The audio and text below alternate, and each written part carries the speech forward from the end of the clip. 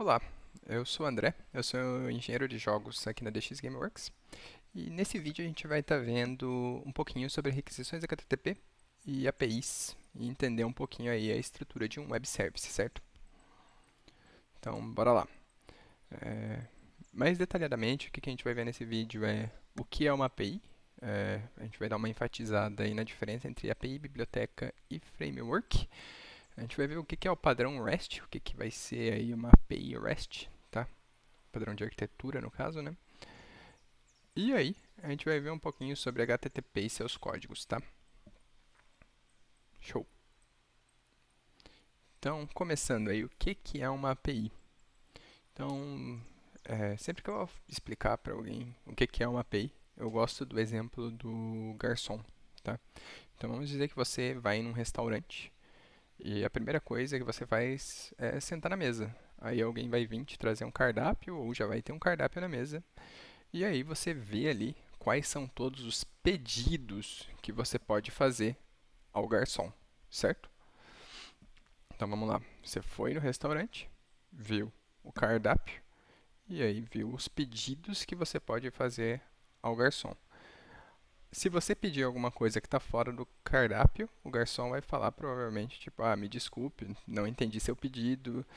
Se você pedir de um jeito estranho para o garçom, tipo em uma língua que ninguém conhece, se você começar a falar nada com nada pro garçom, ele vai falar, putz, não entendi o que você está falando.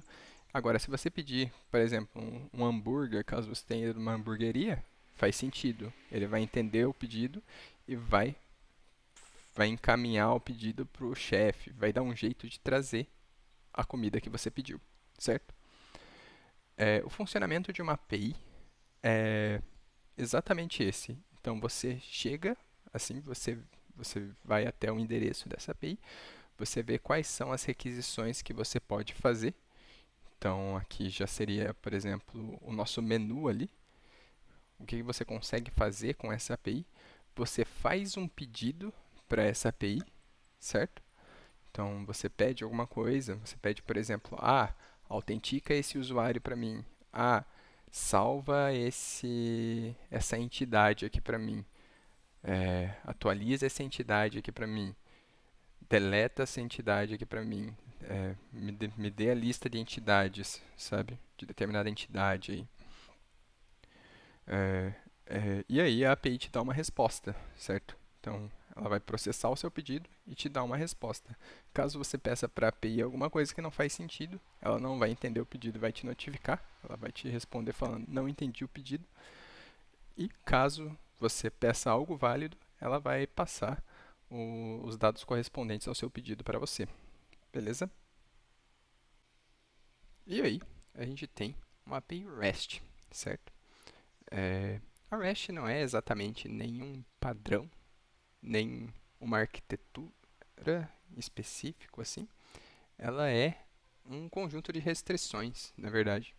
É, Tem desenvolvedores que super respeitam as restrições e dizem que, para ser uma API REST realmente tem que seguir todos esses pontos aqui à risca. E tem outros que dizem, são mais flexíveis quanto a essas regras, certo?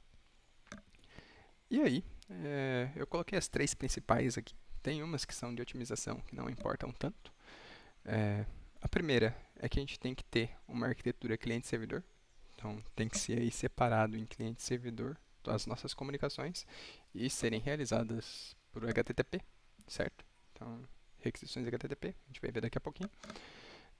Nada de estados, então a gente não pode ter, por exemplo, um usuário que fica autenticado ali, a gente sempre manda nas requisições a autenticação dele que está em memória, isso daí não existe em uma API REST, certo? E modelos de dados, a gente tem que ter uma noção de quais vão ser os modelos de dados que vão ser enviados. Os modelos de dados não são variáveis, certo? Então vamos pegar um exemplo de uma API REST aqui. Beleza, então aqui a gente tem a documentação de uma API feita com a biblioteca Swagger, que faz uma documentação automática assim, de API. Ela pega os endpoints, então todas as requisições podem ser feitas e meio que monta um menuzinho de requisições que a gente pode fazer. Então, opa! aqui a gente tem essa API que tem patches, no caso. A gente pode associar uma imagem com patch. Então, presta atenção. Aqui está o endereço da nossa API. Então, vai ser barra patch, patch ID, barra upload image. Beleza. Abrindo aqui, a gente consegue ver os parâmetros, quais dados que a gente tem que passar nessa requisição. Então, a gente tem que passar obrigatoriamente o patch ID. Está aqui, required, né? A gente tem que passar alguns metadados, né? Alguns dados que não são tão obrigatórios. A gente pode passar se quiser. E a gente tem que passar um arquivo, que vai ser realmente a nossa imagem, certo? Isso vem tudo em formato de JSON. Então, se a gente abrir aqui o patch, por exemplo, tem aqui um exemplo de como esses dados vêm formatados, assim, tá? Então, aqui é para adicionar um patch, que a gente passa o ID desse patch, a gente passa a categoria dele, a gente passa o nome dele, a gente passa o URL de fotos, certo?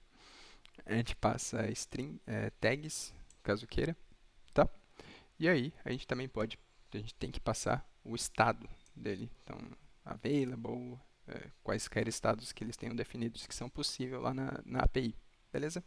Isso daqui é um exemplo daquele acordo de dados que a gente estava falando agora há pouco. Ok, então a gente estava vendo ali requisições HTTP. É exatamente isso que a gente estava vendo naquela documentação do Swagger ali, certo? Que são essas requisições que fazem a comunicação entre o cliente e o servidor para a gente. E aí, as requisições HTTP têm códigos, certo? A resposta dessas requisições devolve códigos. Então, aqui, vou dar uma explicada nos mais populares, tá? Que é o 200, 403, 404, que todo mundo conhece, e o 500. O 200 significa que tudo ocorreu como deveria ocorrer. Tá ok, certo?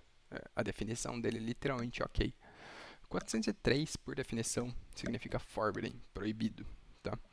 Então, significa que a gente não tem autorização para fazer a requisição que a gente está tentando fazer, certo? 404 significa que o pedido não foi encontrado, certo? Na API ali que a gente digitou. Então, a gente fez uma requisição e o servidor entendeu que, opa, não existe isso, não consegui encontrar essa requisição, esse pedido que foi feito, certo? E 500 significa que tem um erro do lado do servidor, tá? Então, alguma coisa lá do lado do servidor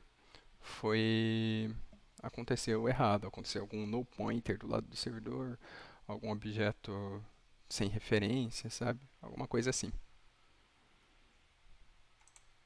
E aí, agora no próximo vídeo, a gente vai ver como criar nós assíncronos.